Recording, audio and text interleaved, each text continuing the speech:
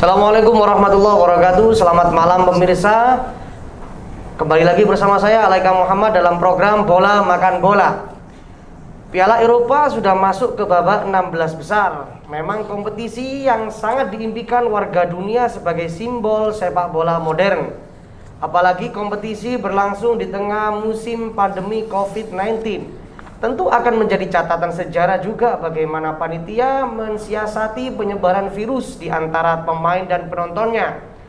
Terlepas dari Piala Eropa yang tengah menjadi demam itu, di pelosok benua lain sedang giat dengan kegiatan pembinaan sepak bola usia dini.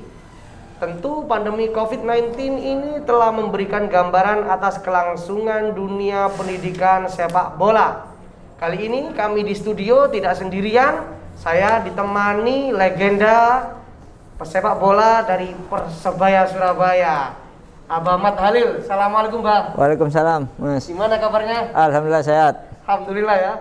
Iya, saya kenal Abah Halil ini ya karena dulu nganterin adik sekolah sepak bola di Elfasa.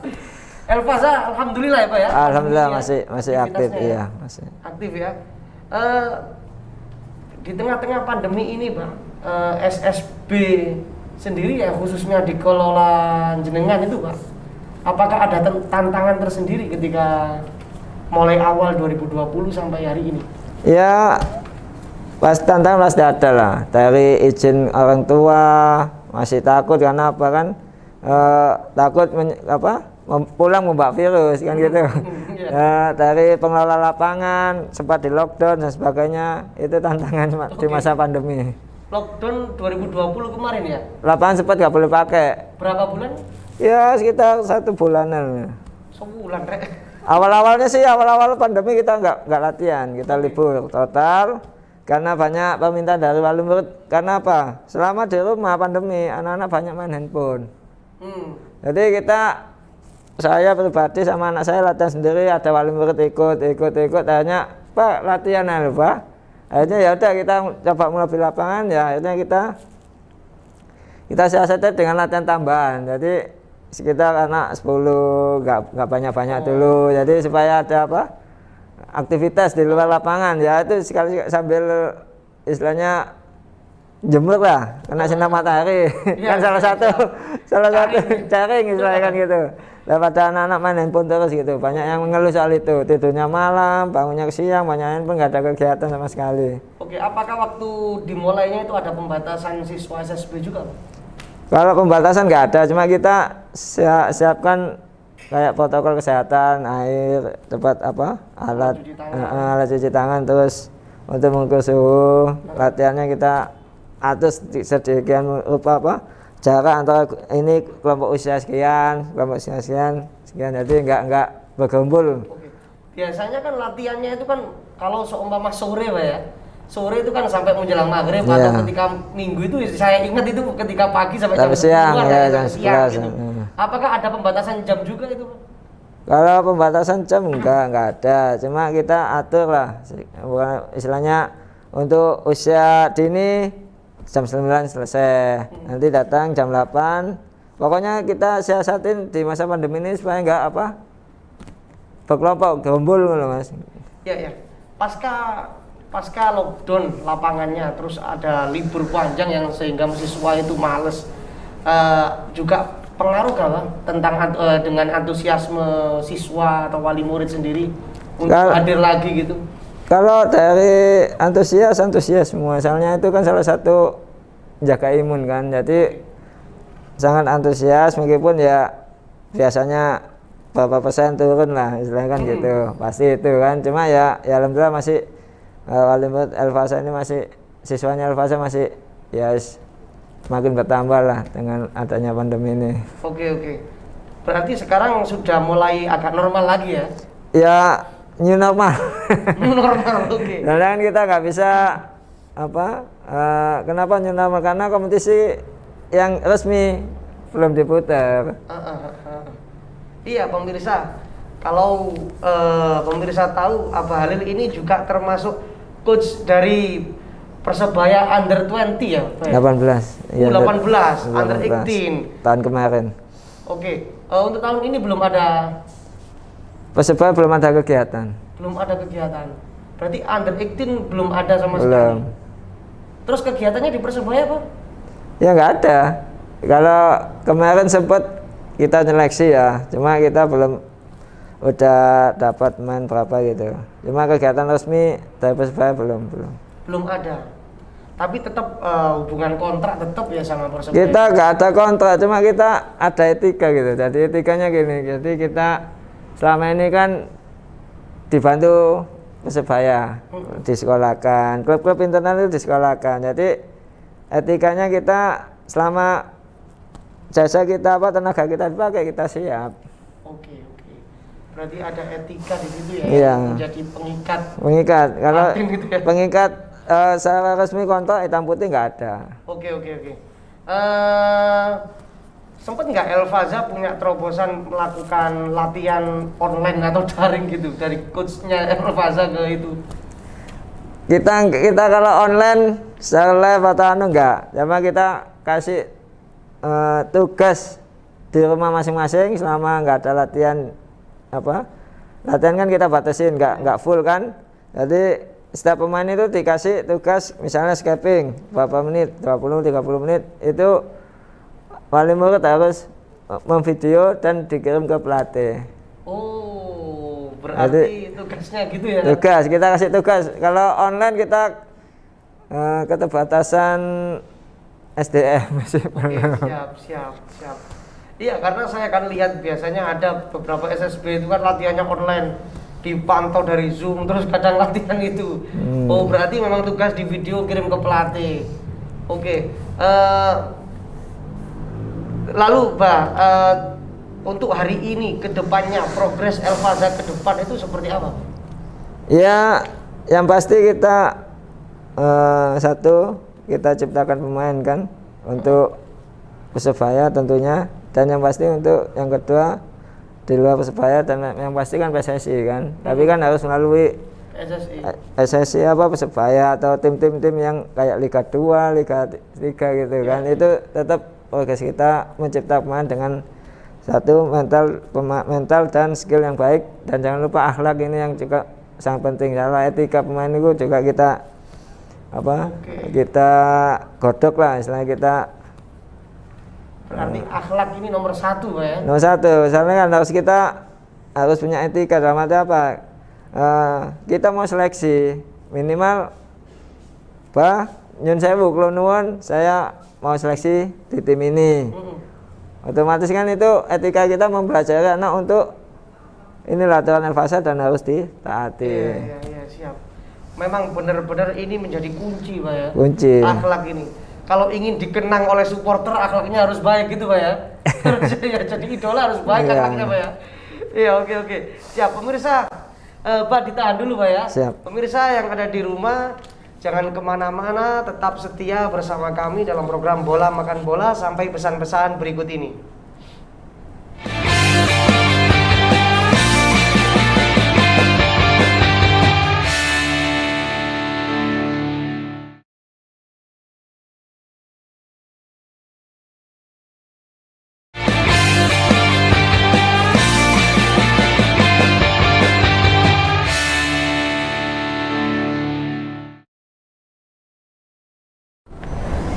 Pemirsa, terima kasih masih setia bersama kami dalam program Bola Makan Bola, tetap di channel AMTV.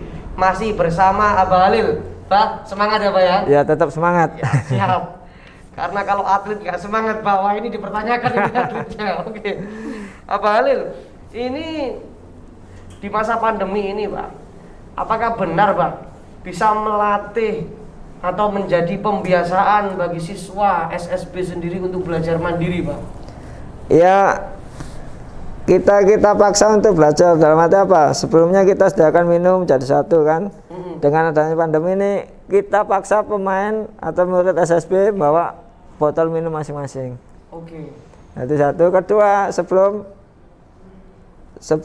minum atau biasanya kan langsung minum, main bola kan gitu. Iya. Ya kita suruh cuci tangan dulu biar yes, jaga kebersihan lah Mas, kan gitu. Prokes lah ya. Prokes sesuai itu. Oke. Memang benar-benar melatih disiplin banget ya dengan hikmah adanya pandemi ini Pak ya. Oke, lalu tantangan sebagai pelatih Pak dalam menyampaikan edukasi agar siswa itu bisa memahami materi itu bagaimana Pak? Ya, ya tantangannya ya sangat berat dan dalam arti ada yang siswa atau murid itu yang cepat nangkep, ada yang lambat. Jadi ya kita harus banyak bersabar. Lalu satu kali mungkin belum paham, kita ulangi lagi, kita ulangi sampai anak-anak itu benar-benar paham apa yang kita inginkan. Oke. Ya kan? Kita inginkan, terus anak-anak paham, hanya kan apa yang kita inginkan hanya anak-anak bisa mengerti dan paham dan bisa menjalankan itu. Oke, ketika ada anak yang agak lambat untuk menerima materi dengan yang cepat menerima materi, apakah ada pengklasifikasian Pak?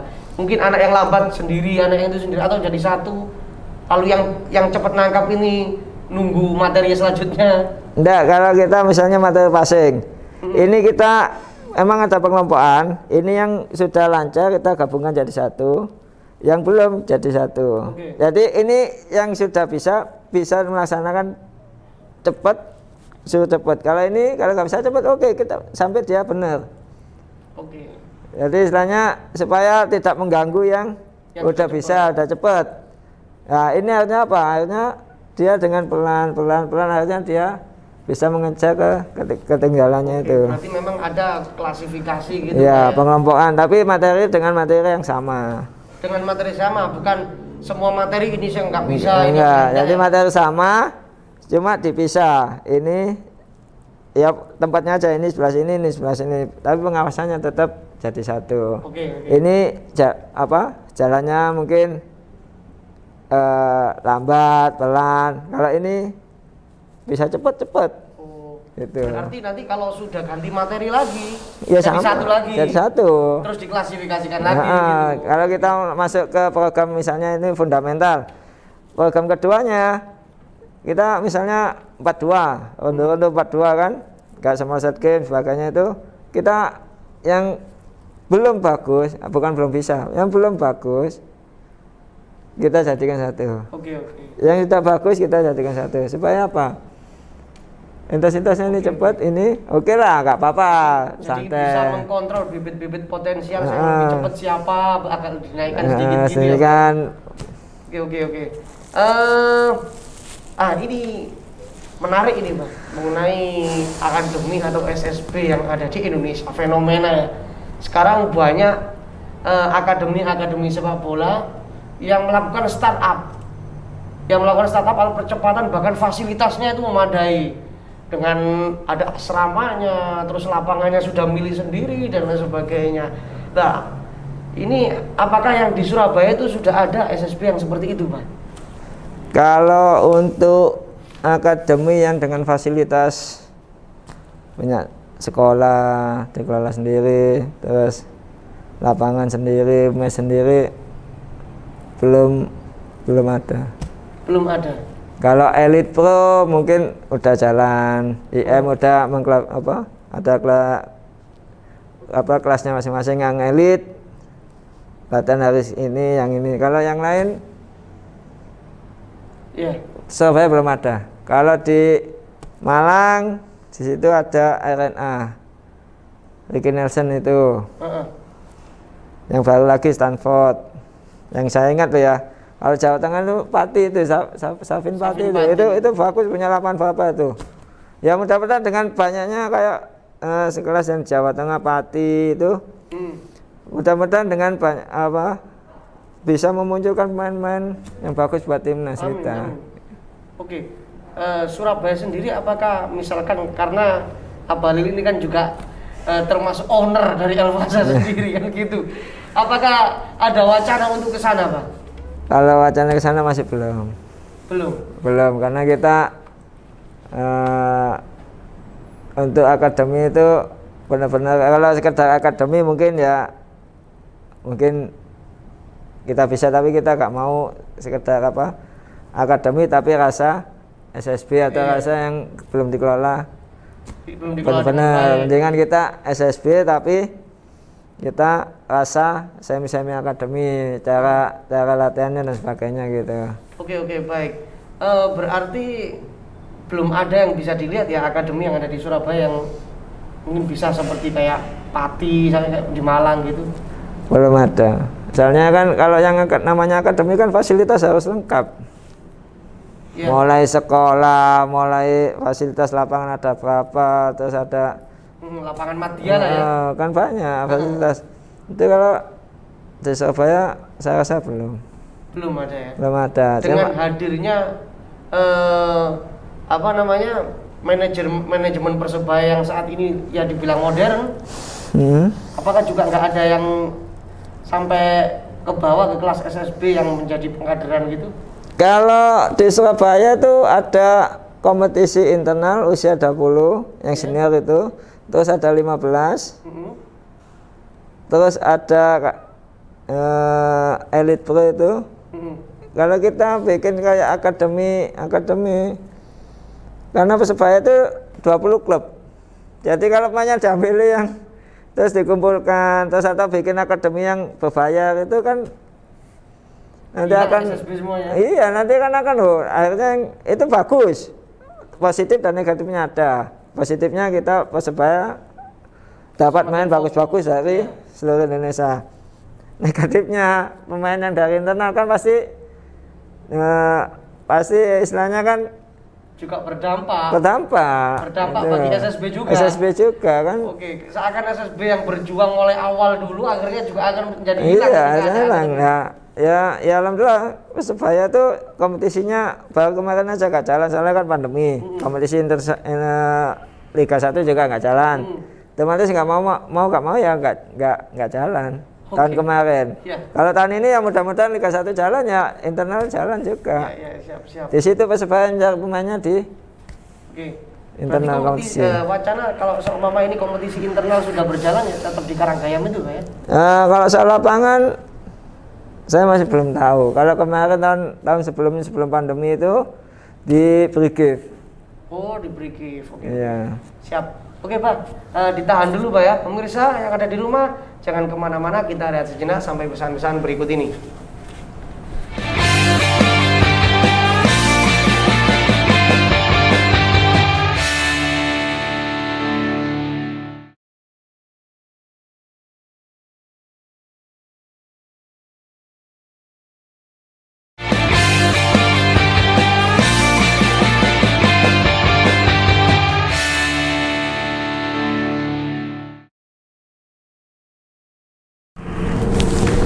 Terima kasih pemirsa, masih setia bersama kami dalam program Bola Makan Bola.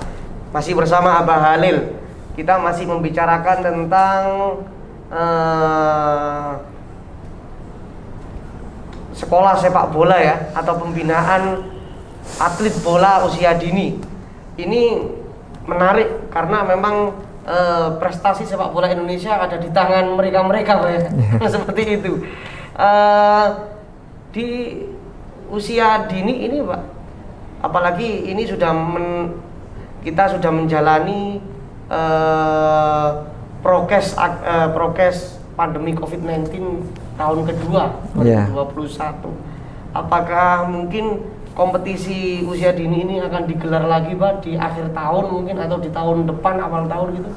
Kalau kompetisi resmi seperti Persebaya, Ascot itu kita belum tahu kalau tahun ini. Kalau tahun kemarin enggak.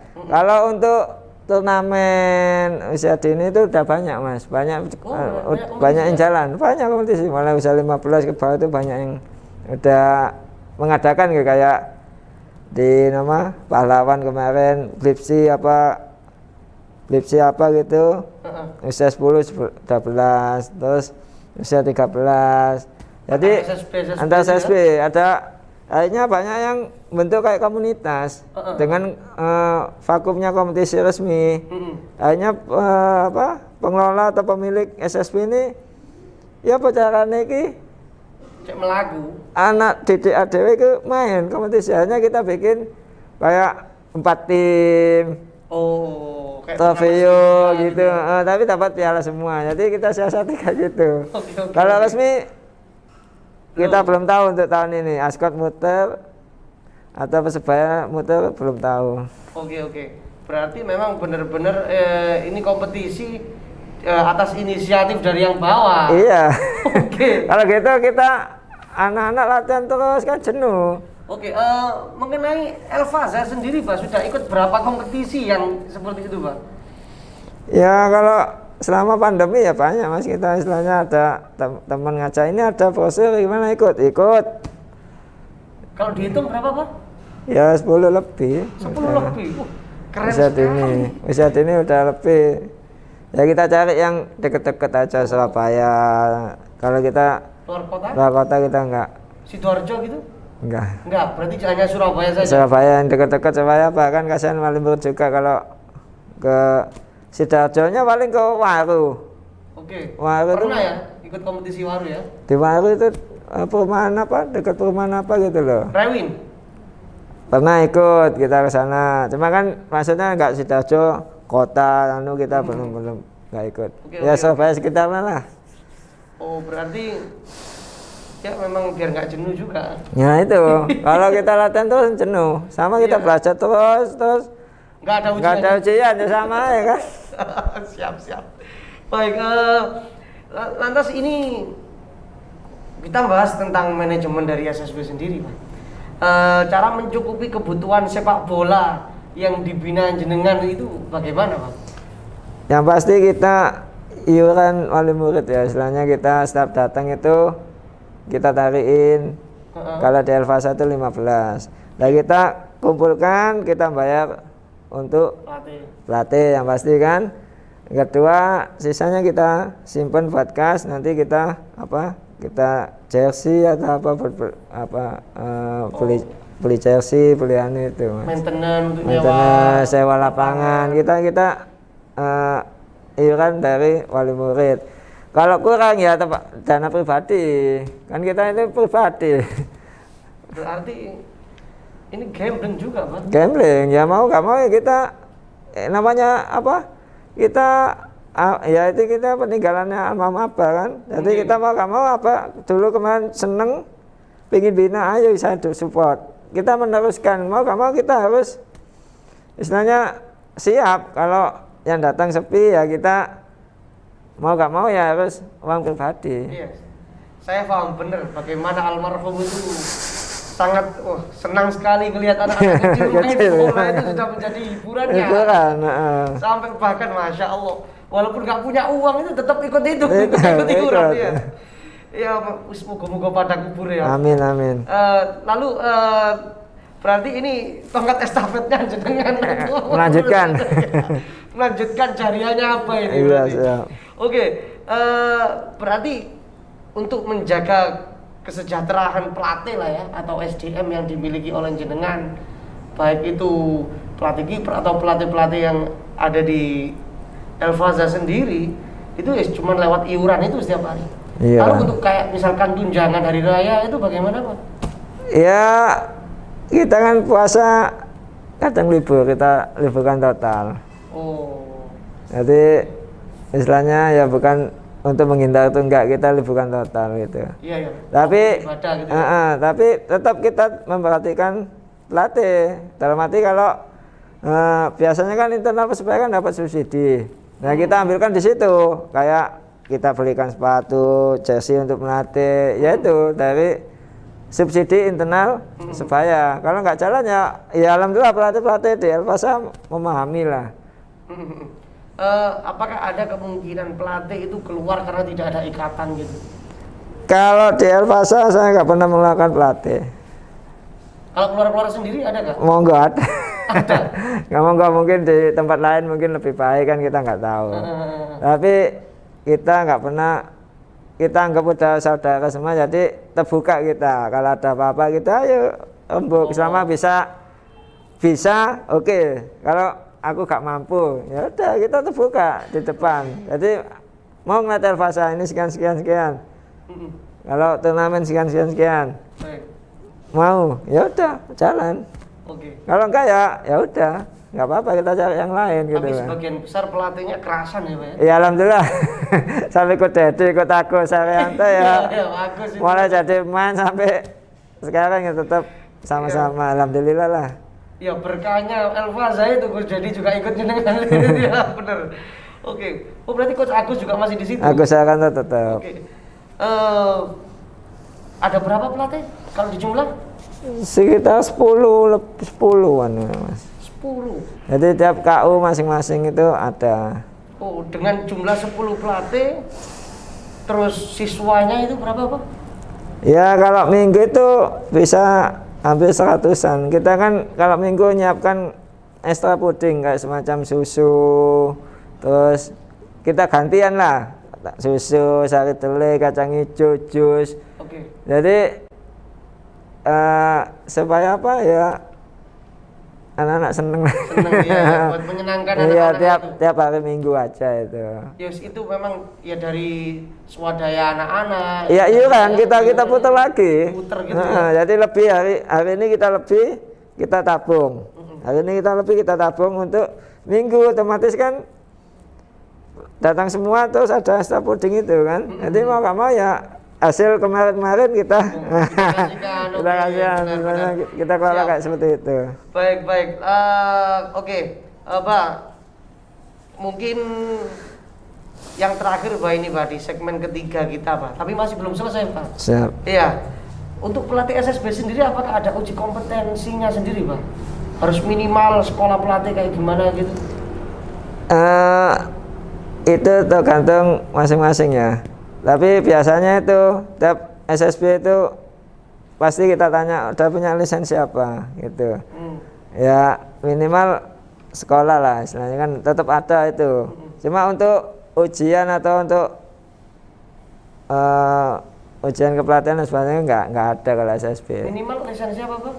Kalau lisensi D yang paling rendah D.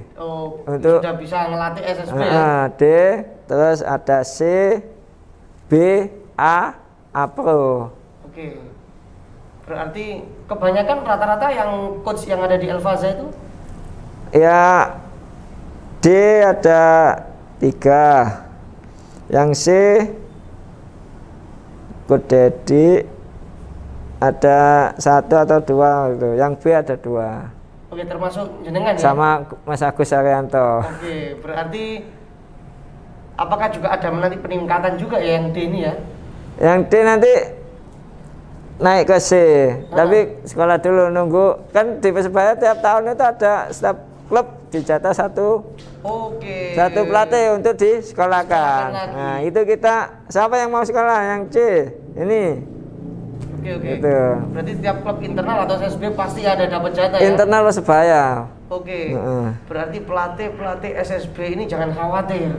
Pasti ada kesejahteraan untuk meningkatkan kualitas pendidikannya gitu ya. Iya. Oke, mungkin ditahan dulu Pak. Pemirsa juga yang ada di rumah jangan kemana-mana. Kita lihat sejenak sampai pesan-pesan berikut ini.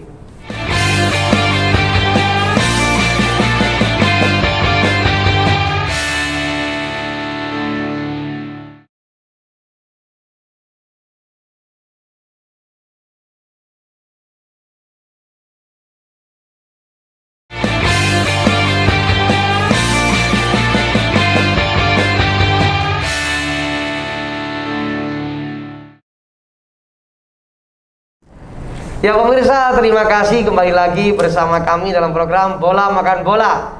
Masih sehat terus Pak ya? Sehat, Pak, ya? semangat terus. Karena kita ini programnya program olahraga, yes, akhirnya santai saja. Ngomong depan kamera santai saja Pak.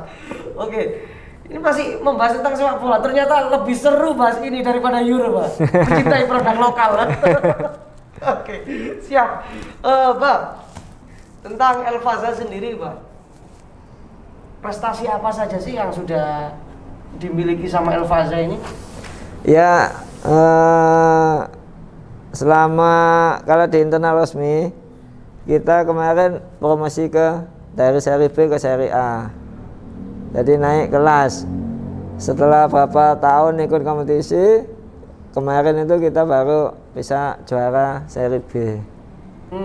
Karena kita kan istilahnya jangka panjang, jadi kita nggak, kalau di Elfaza sendiri nggak pernah istilahnya pemain luar semua, enggak. Kita produk lokal, nanti kekurangan apa kita tambahi, kita bina terus. Oke. Akhirnya ya kemarin itu puncaknya kita alhamdulillah bisa seri B itu. Dan ini naik ke kasta seri A. Seri A. Internal kasta tertinggi. Iya di Persebaya. Menarik juga, ada seri A, seri B. Seri B ini ibaratnya kalau dianalogikan sama kayak Liga 2 gitu ya? Liga 2. Oke, tapi internalnya Persebaya. Internal Persebaya. Apakah juga ada kemungkinan pemain dari seri B itu juga bisa digait ke under 18, under 20 dari Persebaya sendiri, Pak? Bisa. Semua punya hak, Pak. Baik seri A, seri B, semua punya hak. Pemainnya punya hak untuk masuk ke elit pro Persebaya itu. Baik usia dini sebenarnya kan punya hak, tergantung pelatihnya. Di situ kan tiap kompetisi, tiap pertandingan, kompetisi internal Persebaya, di situ ada tim talent scouting. Jadi dicatat siapa yang bagus. Terus ada seleksi usia 20, 18, 16. Itu yang talent scouting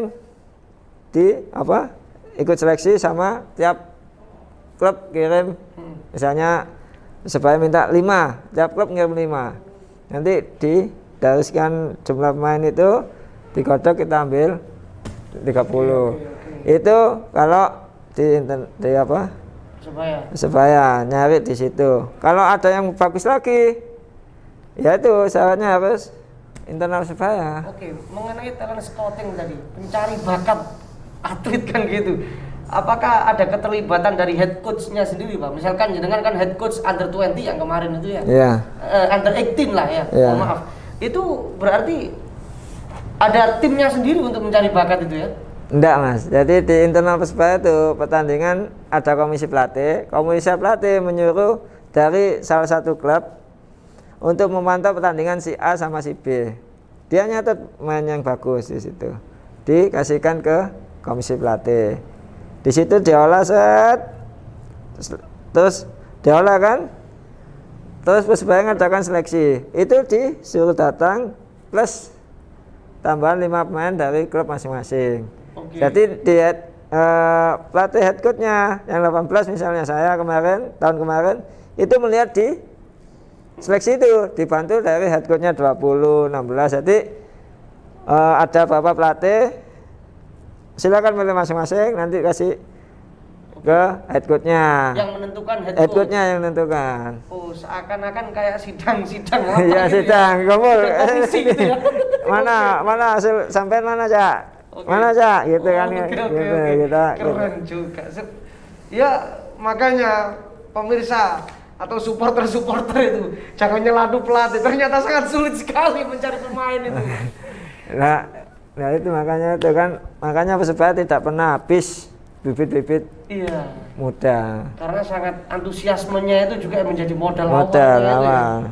Ya. Terus klub Persebaya dalam membina klub internalnya atau SSB yang dibina di bawah asuhan Persebaya sendiri.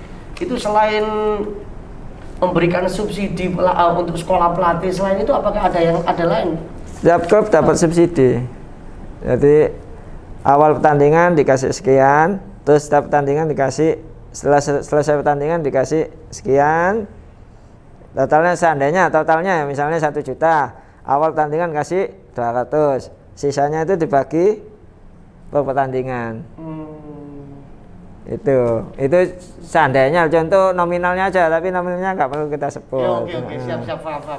Jadi DP depan mungkin untuk beli jersey dan sebagainya itu setiap pertandingan kita dapat berapa gitu. Terus akhir pertandingan berkala, akhirnya pertandingan selesai, itu ada sisanya dikasih. Oke, berarti pinter-pinternya SSB mengelola. Makanya di Elpasa dapat fee tiap pertandingan. Kita nggak mungkin kasih seluruhnya ke pemain. Kita kan juga ada pos yang lain yang perlu Jadi kita awal-awal sebelum kompetisi jalan kita kumpulkan pemain. Di Elpasa nggak ada, cuma ada uang bensin. Tapi kalau Anda juara, inilah dianya, ayo kita bagi, kita misalnya beli apa, kita kasih uang. Ya kasih uang, kalau misalnya pengen sepatu ya sepatu. Kita perjanjian di depan. Berarti ada skala prioritas nanti yang lebih didulukan mana? Iya, gitu. Oke. Nggak mudah pemirsa. Nggak mudah mengelola itu. Ini Abah Halil ini head coach. juga ibaratnya ownernya El Pasa. Ya, ngeluh juga. Merasa duwe ya opo iku diapano dhisik. Itu kalau salah sedikit fatal, Pak. Bukan fatal, nanti apa istilahnya kan ada yang nggak kebagian kan kasihan juga kan. Oke, Jadi oke. kita yang datang sekian, oke kita dapatnya sekian, untuk laundry sekian, minum sekian, pelatih sekian, pemain sekian, jadi sisanya sekian masuk kas. Mungkin bisa disebutkan lah ya, peluang persentase profit dari SSB ketika internal atau apa, berapa persen Pemasukannya, profitnya aja, untungnya gitu. keuntungannya, peluangnya berapa persen? Kalau kita melola bola ya Bisa kurang dari 10%? nggak bisa. Kita kelola bola pasti minus lah istilahnya kan. Minus. Tapi kan kita seneng gitu loh Mas. Jadi seneng dari dalam arti kita dapat dari Persebaya subsidi. Kita nggak makan sendiri, maksudnya dalam ambil El Pasa misalnya. Enggak, kita kembalikan ke pelatih untuk beli sepatu, untuk beli Minus, Pak ya? otomatis. Minus, oke. Saya pernah dengar seperti itu, Pak. Saya pernah dengar ketika jenengan juara 2004. Ya. Ya, waktu ada Coach Danilo juga itu, salah satu yang penggede Persebaya bilang, saya itu minus. Juara aja masih jual jeepnya. Katanya gitu. Untuk pemain, untuk pelatih. Bener, berarti ini dirasakan juga sama Iya. Jadi pintar-pintar kita mengelola keuangan. kita. Jadi Ketika juara juga minus. bisa juga. Misalnya kan apa? Itu juara buat pemain. Mm-mm. Ketika kompetisi resmi lah, apakah juga ada peluang untuk kecurangan dari klub-klub lain gitu untuk menjuarakan gitu? Nah ini. Kalau ya kita nggak bisa ngomongan ya. Yang pasti masih kalau zaman saya masih keren sehat. Dalam arti apa? Ya juga menjalani kan. Terus tiba-tiba kotak penalti kan bagian saya. Iya. Waktu saya jadi pemain kan masih ada yang ngurus si A si B nih. Gue pokoknya jatuh di kotak penalti. Kalau Untuk internal Persebaya sendiri, SSB sendiri, apakah juga ada seperti itu? ya Dari klub-klub lain lah. kalau untuk cari juara sih kayaknya nggak ada. Sudah nggak ada ya? Nggak ada, cuma kan ya alhamdulillah masih murni lah untuk internal yang senior ya. Kalau usia dini ini yang perlu dianu, kadang ada satu tim istilahnya yang usianya lebih dimasukkan untuk mencari. Ketika screening itu ya? Iya, ketika screening mungkin nggak akan apa, kita kan nggak seketat yang di apa, nggak ketat lah, itu bisa apa, usia lebih bisa main gitu lah. Oke, mungkin ini terakhir closing statement dari Abah Halil kepada pemirsa atau pelaku sepak bola. Makanya ini programnya bola makan bola, Pak. Bukan hanya orang yang menikmati sepak bola saja, tapi kadang bisa dimakan bola atau memakan bola kan gitu, Pak ya. Nah, untuk para pelaku sepak bola agar prestasi sepak bola Indonesia itu bisa semakin maju, Pak. Monggo, Pak. Ya, secara pribadi saya untuk pemain muda, jangan puas apa yang kita dapat hari ini. Karena tantangan kedepannya pasti lebih berat daripada saat ini. Oke. Yang mungkin pemain muda hilang karena dia cepat puas akan yang kita capai hari ini, akhirnya dia terlena, akhirnya dia hilang. Di Indonesia banyak yang kayak gitu. Bagus di usia muda tapi cepat hilang. Inkonsisten Iya, tidak bisa bertahan sampai usia 35 ke atas, masih belum. Nah, itu saya minta kepada pemain-pemain muda yang baik di Surabaya maupun di klub-klub lain yang di Indonesia, jangan puas apa yang kita dapat hari ini. Tetap butuh kerja keras dan jangan lupa berdoa, itu aja. Oke. Jadi sehat jasmani, sehat rohani ini sangat Sangat penting bagi atlet sepak bola. Baik. Oke, Pak, terima kasih banyak, Pak. Mohon Oke. maaf ya, Pak ya. Sama-sama. Ketika saya tadi menanyakan agak jeru sedikit. Oke. Itulah pemirsa dialog kami bersama Abah Ahmad Halil selaku coach dan legenda Persebaya Surabaya. Dengan berakhirnya dialog ini maka berakhir pula program Bola Makan Bola pada malam hari ini. Saya Alaika Muhammad Mohon undur diri. Wallahul muwaffiq ila aqwamit thoriq. Assalamualaikum warahmatullahi wabarakatuh. Waalaikumsalam. Salam olahraga.